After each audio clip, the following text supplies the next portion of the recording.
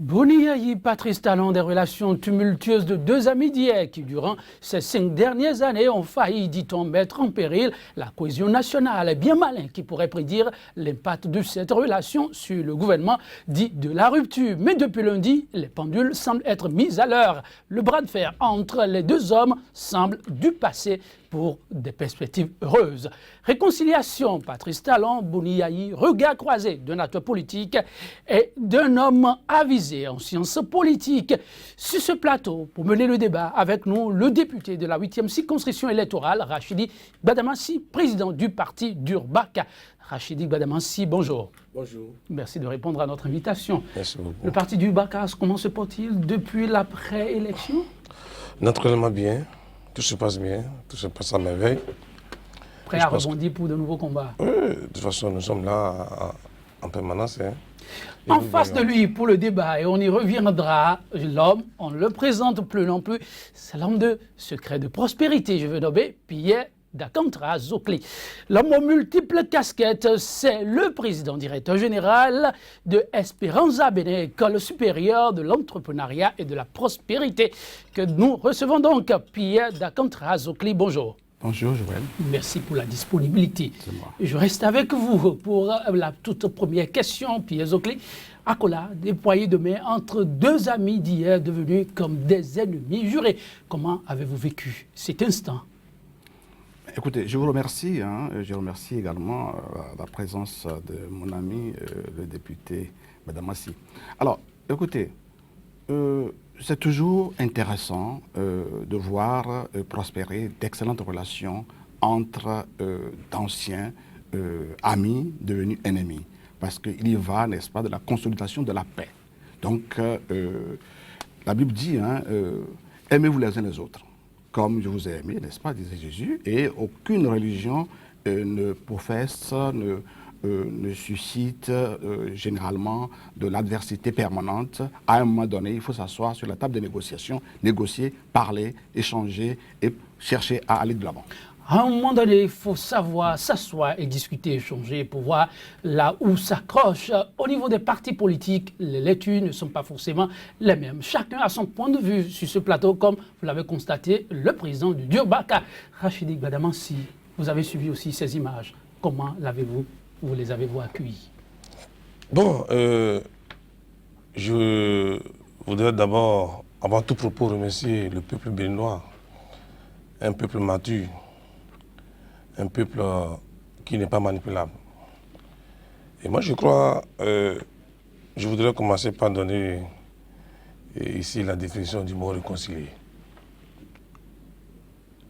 Je pense que réconcilier, c'est remettre d'accord deux personnes qui étaient en bruit,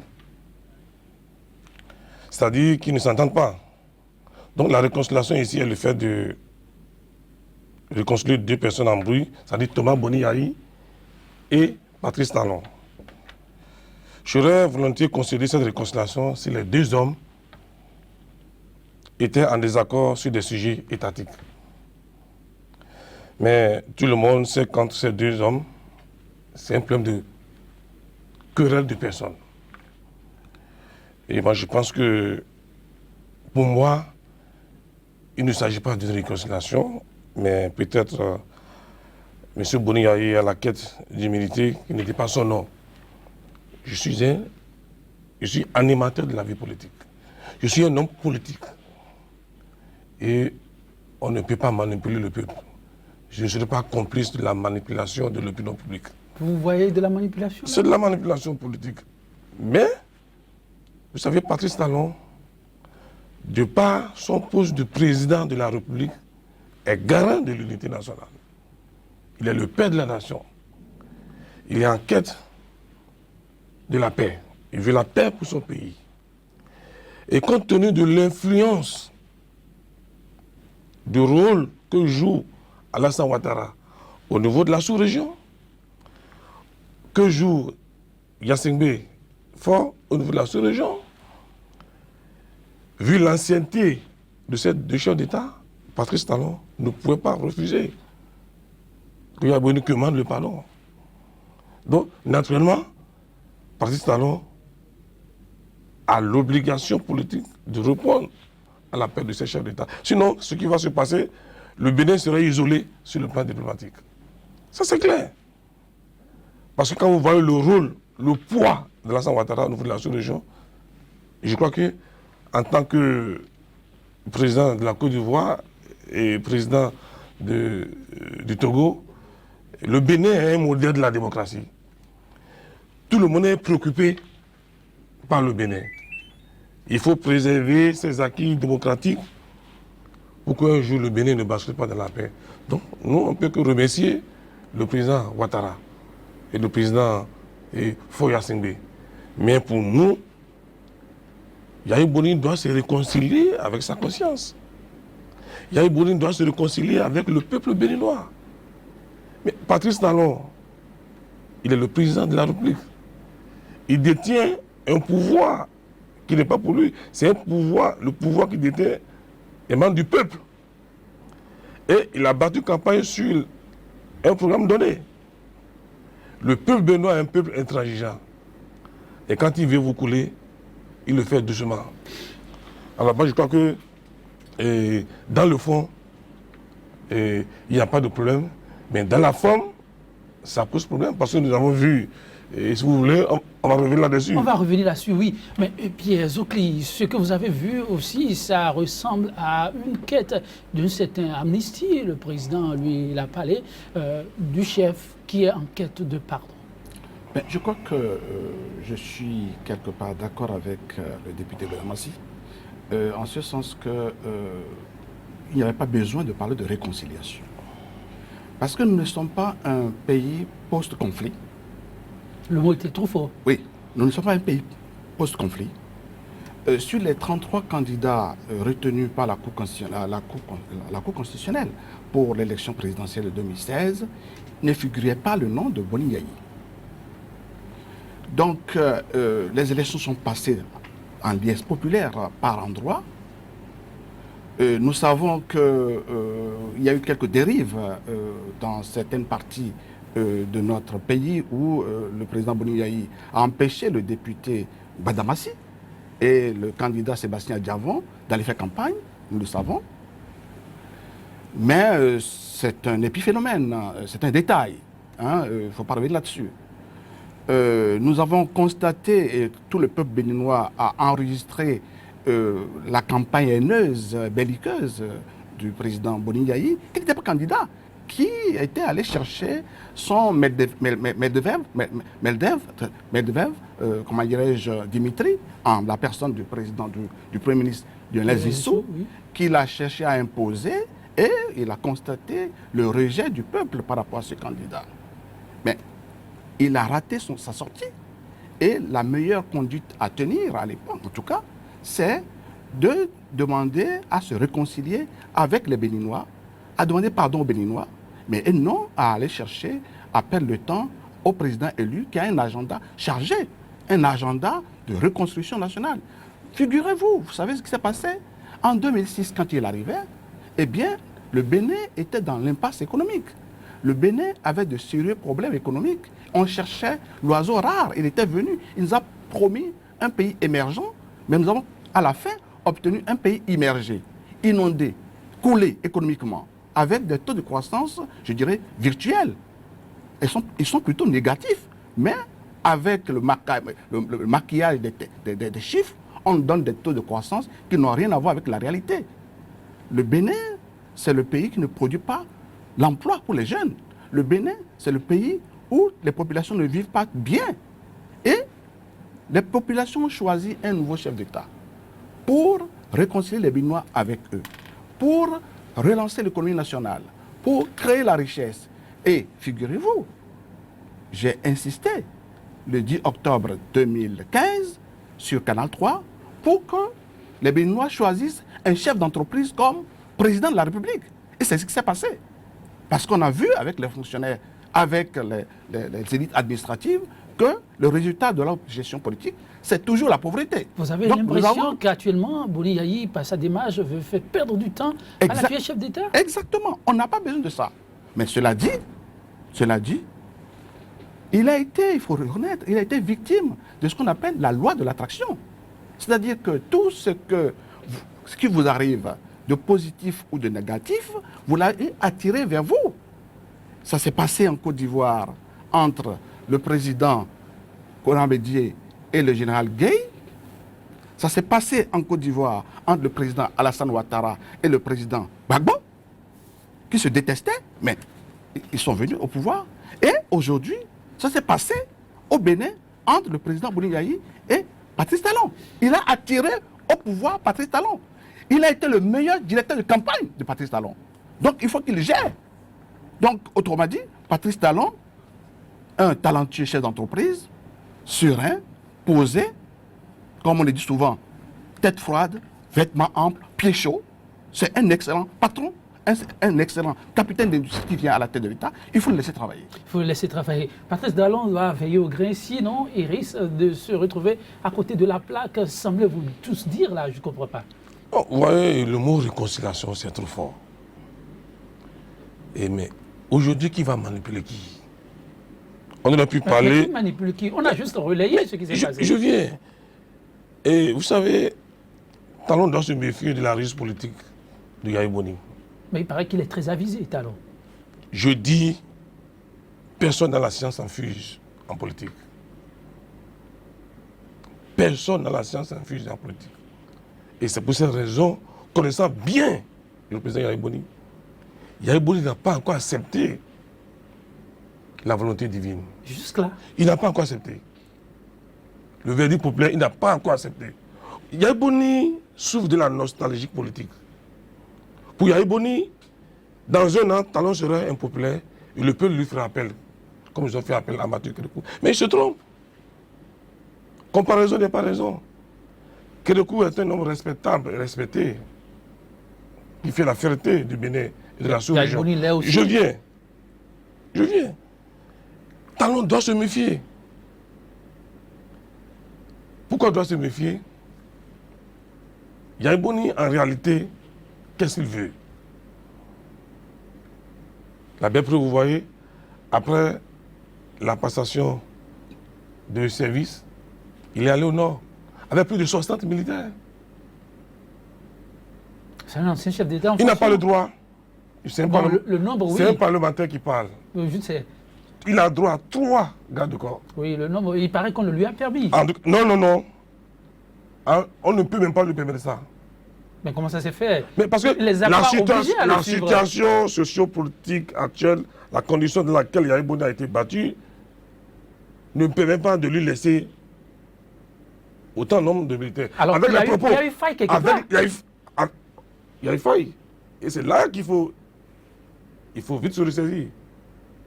Parce que vous avez vu les propos qui tiennent au nord. C'est des propos orduriers, xénophobes, qui n'est pas digne. Quand on parle du nord et du sud, ce n'est pas bon. Pour nous, le Bénin est indivisible. Vous avez les propos sonores. Tout à fait, mais dit que c'est avant la réconciliation, on peut considérer que c'est du passé, non? Rachidi, c'est vrai, vous connaissez suffisamment l'homme dont on parle. Je parle de la ruse politique. Je dis, il n'a pas encore accepté la volonté de Dieu.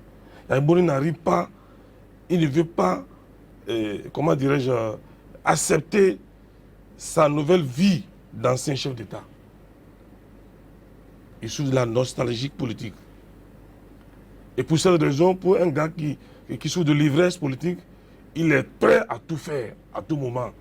Alors il revient à Patrice Talon d'être vigilant. Vous voyez aujourd'hui, le Bénin est un pays de démocratie. Le Bénin a obtenu les acquis démocratiques. Plusieurs alternances au sommet de l'État. Sans effusion de sang. Sans effusion de sang. Ça veut dire quoi?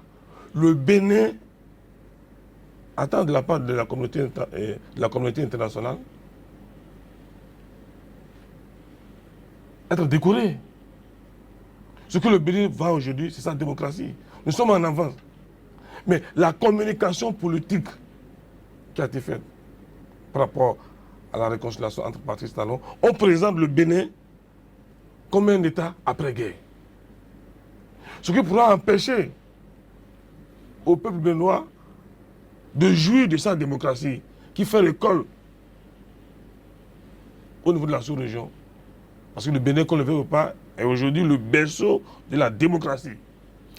Alors donc, de faire une telle communication, c'est comme si le Bénin, c'est-à-dire, c'est remettre en cause les acquis démocratiques du peuple béninois. Et c'est très grave. Vous trouvez aussi là, Pierre Zokli, un piège, un grand piège pour le Bénin? Mais tout à fait, parce que, écoutez, c'est vrai que nous avons beaucoup de respect pour le président Faure Gnassingbé et le président Alassane Ouattara. Et je pense que le président Patrice Talon a bien fait de leur rendre visite. C'était de la courtoisie, c'est normal. Mais je continue de dire que nous ne sommes pas un pays post-conflit. Boni Yahi n'était pas candidat, il n'y a pas eu de rébellion quelque part, personne n'a rejeté nos élections, les élections sont passées de la meilleure manière possible. Et je crois qu'on devait décerner, n'est-ce pas, une palme d'or ou de diamant ou je dirais même de platine au Bénin pour ce qui a été fait. Donc je ne vois pas pourquoi on va à Abidjan pour une réconciliation. C'est vrai que le Conseil de l'Entente, la plus vieille organisation africaine créée en 1959 à l'initiative de Fou-Boigny, a changé aujourd'hui de direction. Souvent, elle est maintenant une direction économique. Elle fait moins de la politique aujourd'hui. D'ailleurs, on n'avait pas vu un chef d'État du Burkina Faso à cette rencontre. Pas du tout. C'est 5 pays. Le Bénin, la Côte d'Ivoire, le Niger, le Burkina Faso et le Togo qui a rejoint le Conseil de l'Entente en 1966. Autrement dit, le Conseil de l'Entente, son rôle aujourd'hui est moins politique, son rôle est davantage économique. Donc il est important de le savoir. Autre chose qu'il faut noter, la chose que les Béninois, n'est-ce pas, apprécient le plus, la principale richesse du Bénin, que le Bénin chérit, n'est-ce pas, comme la prunelle de ses yeux, c'est la liberté et la démocratie. Le député Mme Massi l'a dit tantôt. Mais il n'est pas question que nous remettions cela en cause. Aucun chef d'État ne peut nous enlever cela. C'est vrai que nous avons d'excellentes ressources humaines partout et avec nos prestations à l'extérieur, on le voit.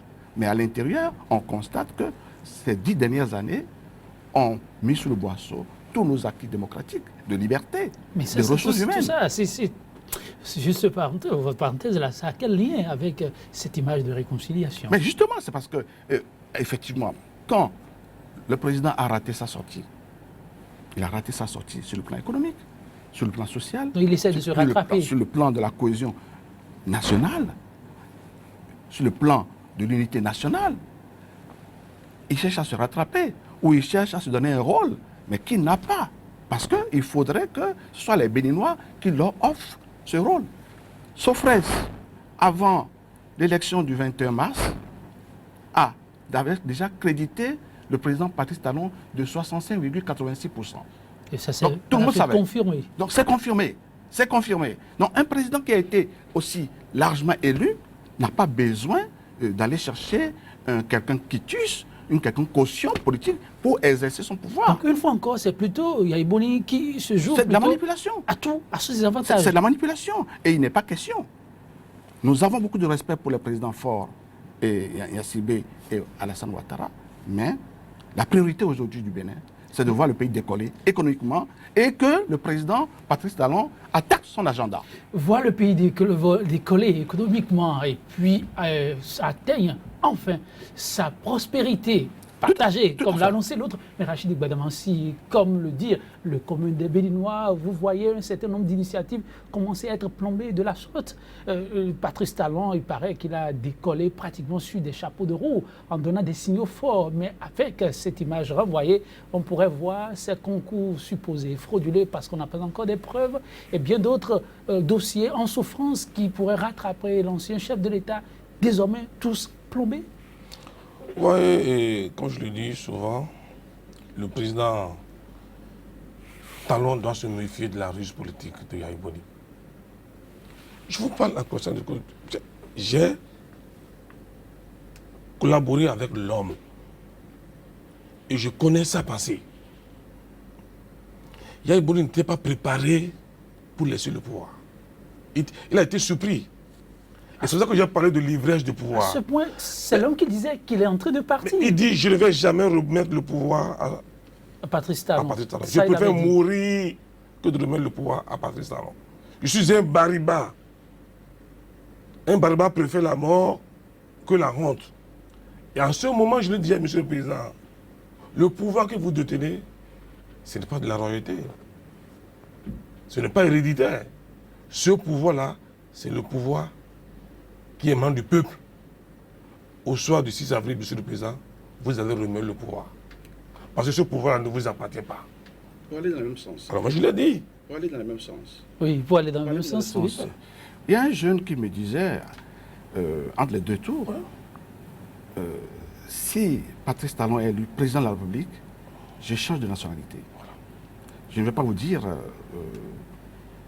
quelle partie du pays est son origine. Je lui ai dit, retire tout de suite ce que tu vas dire, parce que c'est Patrice Talon qui sera élu président de la République. Il m'a dit, papa, je retire. C'est pour dire l'importance de l'intoxication organisée par certains politiciens véreux pour empêcher que nous décollions économiquement. Les gens veulent voir, veulent nous créer un faux problème nord-sud. J'ai l'habitude de dire, le député Badamassi pourra me dire ce qu'il en pense. Nous n'avons pas de problème nord-sud. Le nord du Bénin, c'est le sud du Niger. Je suis d'accord. Le nord du Bénin, c'est le sud du Niger. Et le sud du Bénin, c'est le nord de l'océan Atlantique. Donc on n'a pas de problème nord-sud. C'est un faux problème qu'on entretient pour empêcher les gens de travailler. Et cela, donc, beaucoup de politiciens en ont fait leur chou gras, plutôt leur, comment on l'appelle, fonds de commerce politique, et pour pouvoir surfer sur des vagues d'ethnicité et autres, et empêcher le pays de décoller. On n'a pas ce problème-là. Et je pense que le président Patrice Talon a intérêt à éviter d'aller dans ce sens-là et de s'attaquer aux vrais problèmes qui concernent les Béninois, à savoir l'emploi, oui. L'emploi partout. L'éducation centrée sur l'emploi, la création des richesses. On a besoin d'entreprises. Pendant 10 ans, nous n'avons pas vu d'entreprise digne de ce nom se faire créer au Bénin. Il y a eu plutôt harcèlement des chefs d'entreprise. Il y a eu plutôt on a rançonné les chefs d'entreprise. Mais Pierre Zoclé, cela dit, Boni Yayi, c'est quand même 10 ans à la tête du pouvoir. Oui. Boni Yayi, c'est quand même une relation. Boni Yayi, c'est une origine, c'est un contact, ce sont des adresses. Est-ce que Patrice Talon, avec plutôt cette paix, ce n'est pas quand même une assurance pour mieux gouverner? Je vous dis une chose. Je vous dis une chose. J'ai été président de la Chambre de commerce du Bénin. Le député peut me dire ce qu'il en pense. Lorsque vous arrivez au pouvoir, vous êtes tout de suite loin. Il y a une onction qui vient et qui vous donne accès à plusieurs dossiers. Et vous avez tout de suite un marché qui se constitue autour de vous. Et lorsque vous le perdez, le marché prend fin. Alors, le président Patrice Talon aura tous les appuis dont il a besoin en tant que chef d'État. Et toutes les compétences sont là pour cette réconciliation. Je vous dis, un président élu a tous les moyens et tous les atouts pour réussir. Systématiquement, tout le monde se met à sa disposition. C'est clair, c'est comme ça partout. Donc, et le président Boni Yayi a raté cela. Il a eu ça en mai, mais il n'a pas. Il a fait des voyages un peu partout. On pensait qu'on pouvait en profiter. On pensait qu'on pouvait capitaliser sur ces voyages dans les pays asiatiques, les contrats signés et autres. Ça a donné quoi? Zéro. Parce qu'il voulait être ministre de l'énergie lui-même, ministre des Affaires étrangères lui-même, ministre de l'éducation lui-même, ministre de l'agriculture lui-même, ministre de tout lui-même. On ne peut pas gérer un pays sans déléguer. Les ministres étaient des figurants. Et vous pensez que Patrice Talon va s'encombrer de cette pratique-là? Jamais. C'est un chef d'entreprise, je vous dis. Et le succès de chef d'entreprise réside avant tout dans le système managérial et le système de délégation. Rachid Badamassi, toute proportion gardée, oui, aujourd'hui, Patrice Talon a quand même l'onction de son ami d'hier. Il est devenu animé entre-temps. Mais avec ça, la carte d'Abidjan... Il n'en a pas besoin. Vous le dites, je voudrais bien écouter Rachid Badamassi. Mais avec cette carte jouée, est-ce que ce n'est pas un acquis, objectivement parlant, pour Patrice Talon de travailler en toute quiétude? Vous savez, la rencontre délocalisé d'Abidjan est la preuve que Yaya Boni n'a pas changé. Si effectivement il était sincère, mais Nicéphore Soglo, ancien président de la République, est là. Mais vous savez, en même temps, le courant ne passe pas entre Je les deux. viens. Le médiateur de la République est là. Sur ce point, oui. Alors, mais Yaya Boni se reproche quoi? Pourquoi commander? Parce que c'est lui qui a commandé. Vous en avez la preuve? Je dis Patrice Talon n'est pas demandeur. C'est Yaya Boni qui a commandé. Il a commandé parce que sa conscience nous reproche beaucoup de choses. Il veut cacher la malgouvernance. Il veut cacher les dossiers de la corruption. Mais ce que Yaya Boni doit savoir, le peuple béninois l'a tout donné. Il a plus bénéficié du peuple béninois. 10 ans à la tête de la BOAD. 10 ans.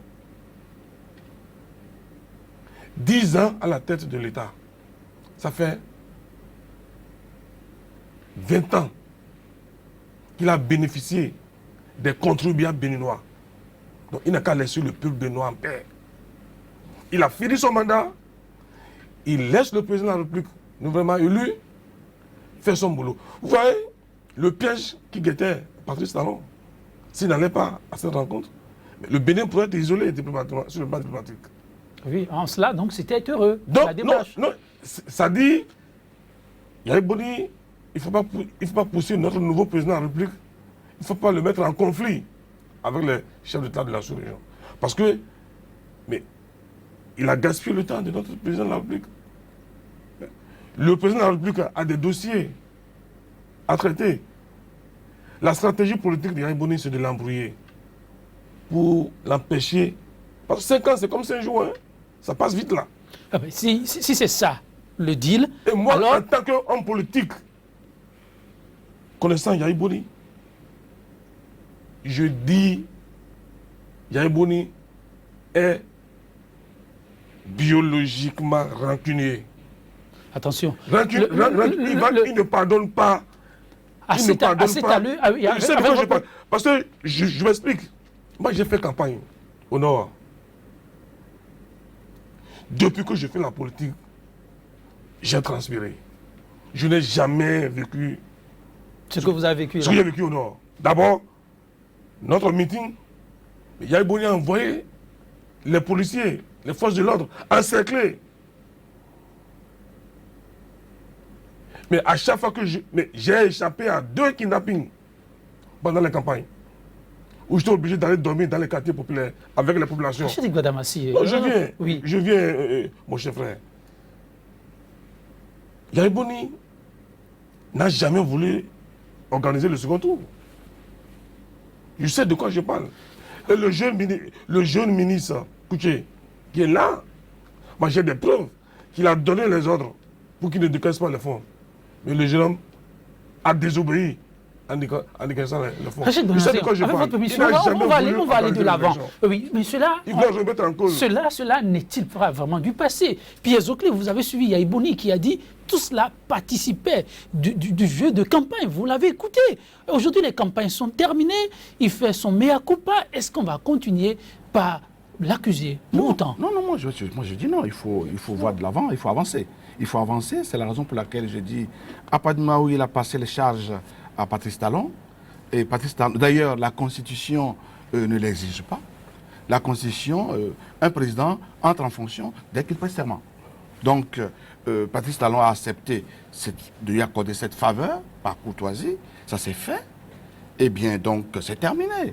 Donc, il n'a qu'à se reposer. Figurez-vous, il a dit à New York, à une réunion, qu'il voulait être pasteur à Tchaourou. Il a remis une Bible à Patrice Talon, mais il n'a qu'à prendre une Bible et créer son église et commencer à prêcher la bonne nouvelle. Tout ça, l'homme est dans ses jeux. Mais c'est plus simple. Mais il a dit qu'il voulait être pasteur. Eh bien, il faut que l'église se crée et on va lui chercher donc des âmes à convertir.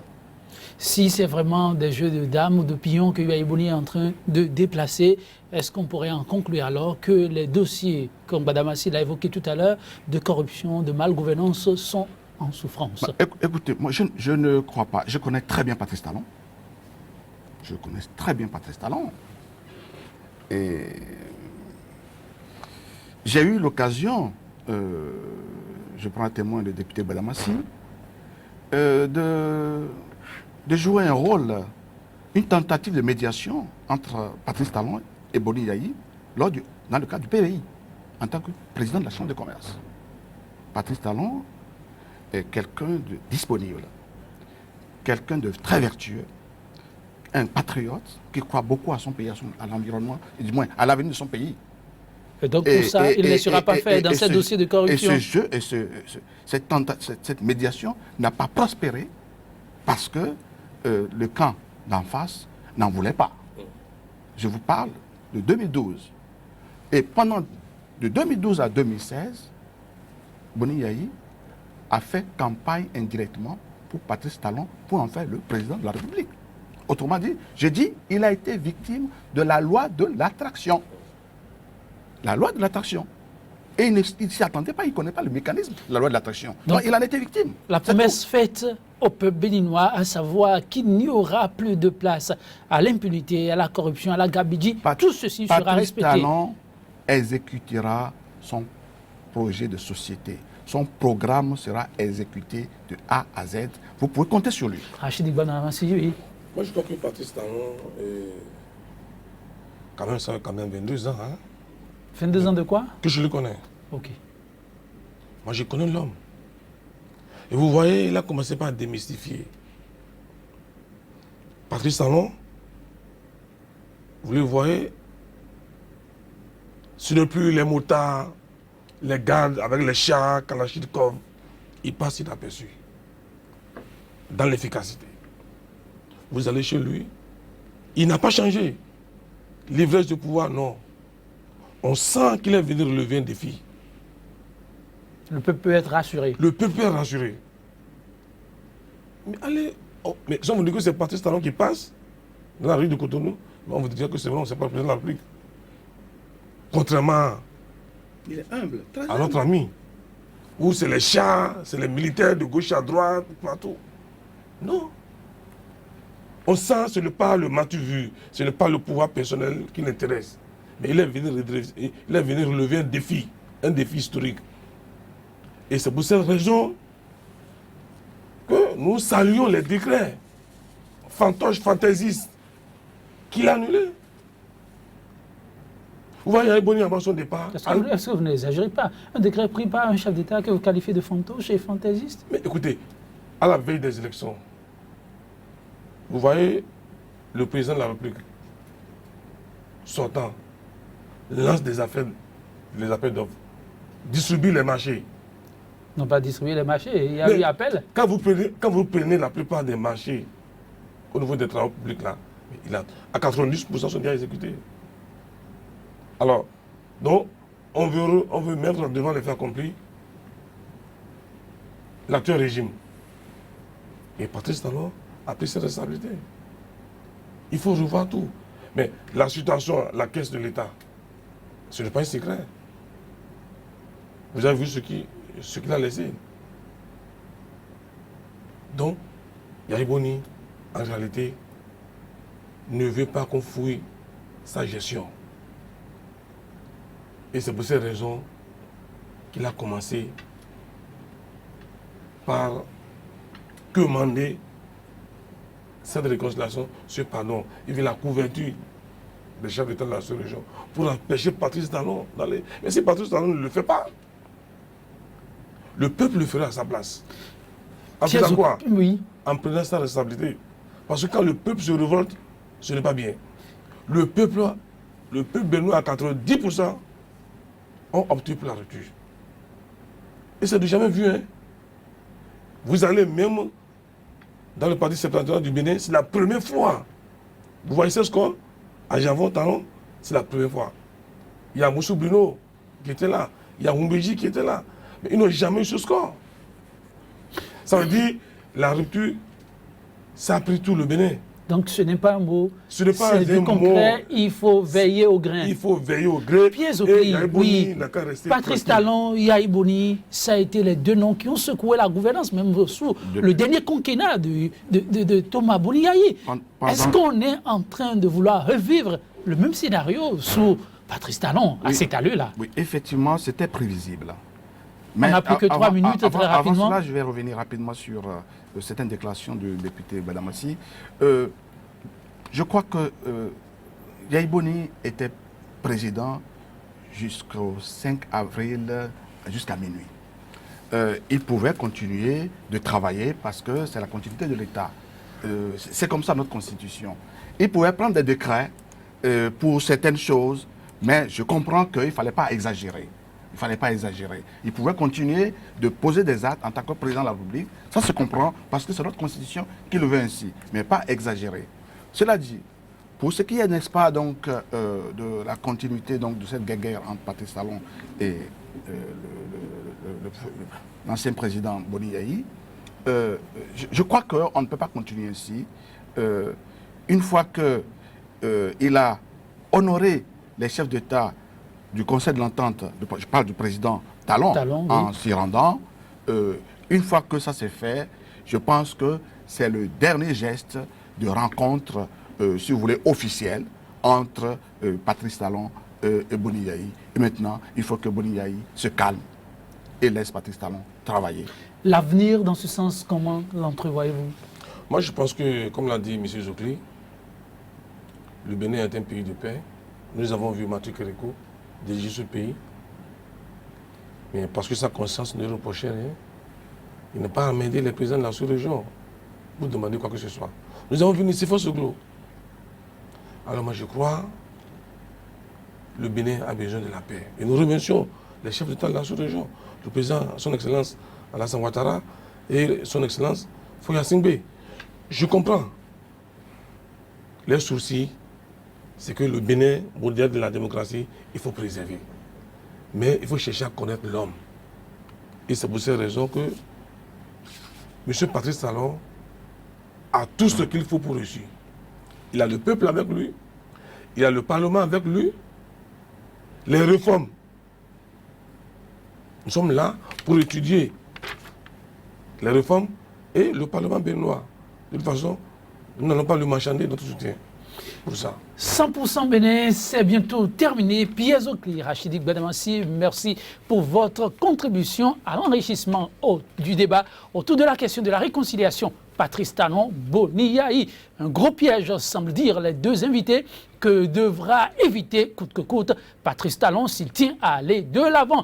100% Bénin, c'est terminé pour le numéro de ce jour et ce sera sur cette citation du Dalai Lama. Les gestes conflictuels mineurs et les conflits sont inévitables. Mais quand ça arrive, il faut savoir raison garder. L'important est de s'habituer à passer l'éponge et à ne jamais garder rancune pour la vie. Mesdames, Messieurs, c'est terminé le numéro du jour. Que vous dire? Sachez, chaque fois que cela s'impose, passez l'éponge, car la vie elle est précieuse et mérite d'être vécue. À très vite sur 100% Bénin.